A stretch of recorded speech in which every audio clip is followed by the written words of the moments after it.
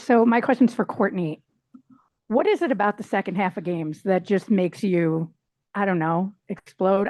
Do you just always seem to have energy in the second half that's maybe more than the first half? Is there a confidence you get when you keep playing?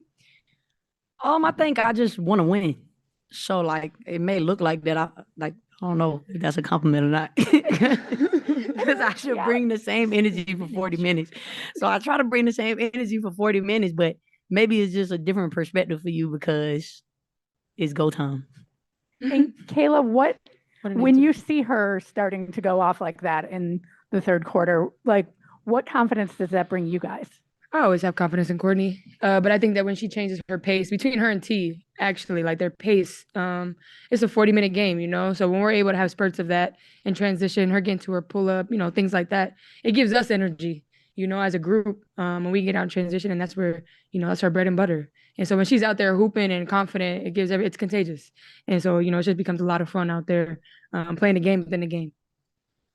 When Cheryl was in here, she was talking about the conversation that you guys had collectively as a team about how to turn your defense up a couple notches there in the second half. Just what was that conversation like? Courtney, she said that you had a big voice in just trying to figure out what adjustments you guys had to make there in the second half to slow down Phoenix. Yeah, I mean, I think when you got players that's going off, you got to come in at halftime and throw out ideas and throw out different things. So I think we do a good job of just adjusting and it worked. For both of you, talking about that halftime conversation, Cheryl described it as collaborative, said all of you guys were sharing ideas. Like, what does it mean that she gives you guys the space to do that rather than kind of just pulling you in and yelling at you guys to get it in gear?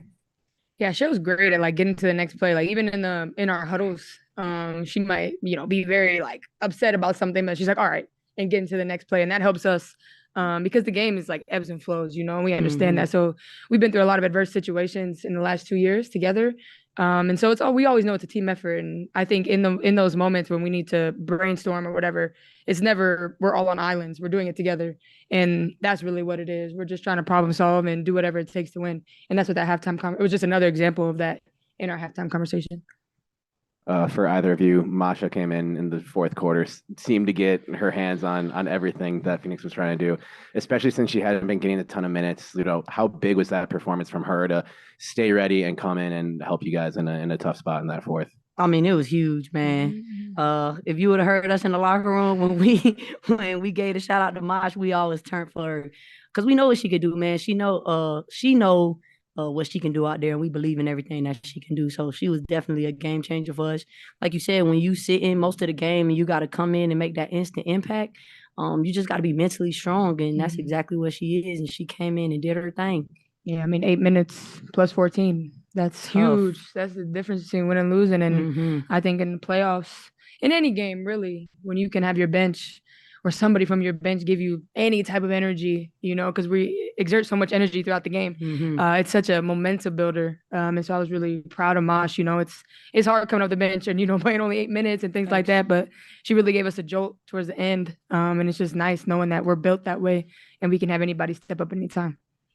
I think there to start the fourth, BC gives y'all the first lead of the night and then kicks it out to you for a three. And so, I mean, I was just curious, like, what do you, between last game and this game, I mean, what has she brought to the team in these kind of clutch minutes, making an impact there? I mean, she's just doing what she does. I think it's a little bit of everything. You'll see her on one of the best players and you'll see her make big shots. And I think today she was able to get in the paint and kind of create for others, create for herself. That she hit a big one into the shot clock. And she just wants to win too. She's competitive and she's just willing to do whatever she needs to do and patch things up, kind of like the glue for us. And we understand that. She's just steady and hits a lot of big shots and just makes the right play each and every time she's out there. So we know, especially as a starting group, that she's just going to be that glue for us. Yeah, this is for either one of you. A couple of weeks ago after a game, Fee was in here talking about one of the things that you guys needed to work on down the stretch.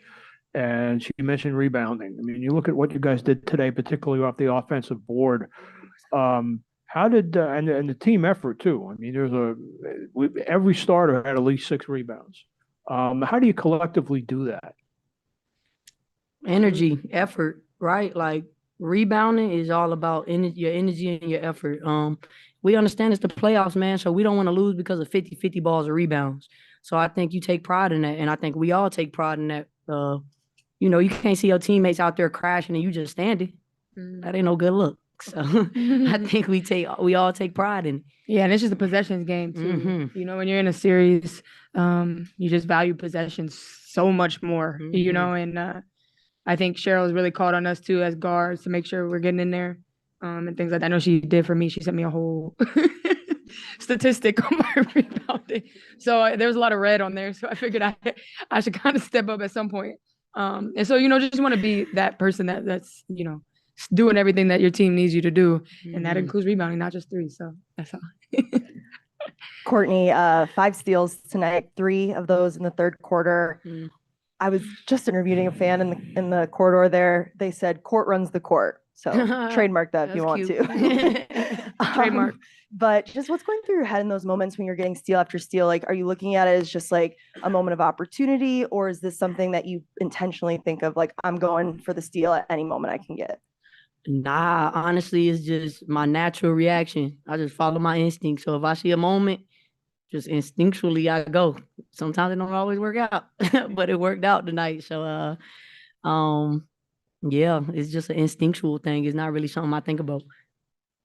This is to either of you. Cheryl has talked, pregame and postgame now about kind of AT, the drag screen where they have the guard come up and set the pick to get a switch. Just how hard is that to defend when you're getting switched onto AT and she has that head of steam? I mean, AT is a great player. And she's continuously shown that throughout her career. So you just want to, when you're playing against great players, you know that they're going to be able to get part of what they do well, what they do great, why they're, she's in the MVP conversation and things like that. And so you just got to keep fighting, you stay competitive, and you do what you can. You know what I'm saying? Like it's the game within the game, and it's about our competitive edge too. I think too, for us, just limiting AT as best as we can. That's it. Great players are still going to do their thing.